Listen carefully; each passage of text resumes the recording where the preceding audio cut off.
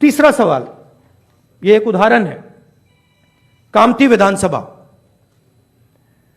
यहां पे कांग्रेस पार्टी को लोकसभा में 1.36 लाख वोट मिला है, विधानसभा में तकरीबन उतना ही वोट हमें मिला, 1.34 लाख। यह चुनाव हम जीते, लोकसभा वाला। लोकसभा के चुनाव में बीजेपी को 1.19 लाख वोट मिलता है।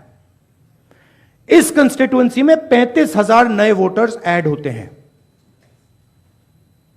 और वो 35,000 के 35,000 वोटर सीधे बीजेपी के खाते में जाते हैं और बीजेपी चुनाव जीतती है।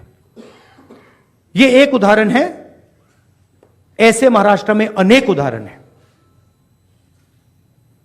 हमारी कंस्टिट्यूएंसीज में, एनसीपी की कंस्टिट्यूएंसीज में, शिवसेना की कंस्टिट्यूएंसीज में हमारा वोट महाराष्ट्र में कम नहीं हुआ है,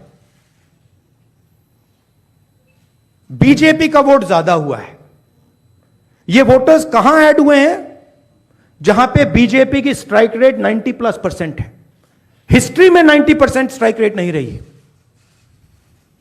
तो यह मैं देश की जनता को कहना चाहता था। अब हमने इलेक्शन कमीशन को एक बार नहीं, दो बार नहीं, 3, 4, 5 बार बोला है कि देखिए हम आरोप नहीं लगा रहे हैं, लगाना चाहिए मगर हम लगा नहीं रहे। हम आपसे सिर्फ महाराष्ट्र की वोटर लिस्ट मांग रहे हैं, लोकसभा की final voter list, name, address, photograph. Vidhan Sabha की final voter list, name, address, photograph. आप ये लिस्ट हमें नहीं दे रहे हो। ट्रांसपेरेंसी लाना आपका काम है। तीनों राजनीतिक पार्टियां, विपक्ष की पार्टियां महाराष्ट्र की, पब्लिकली आपसे सवाल पूछ रही हैं।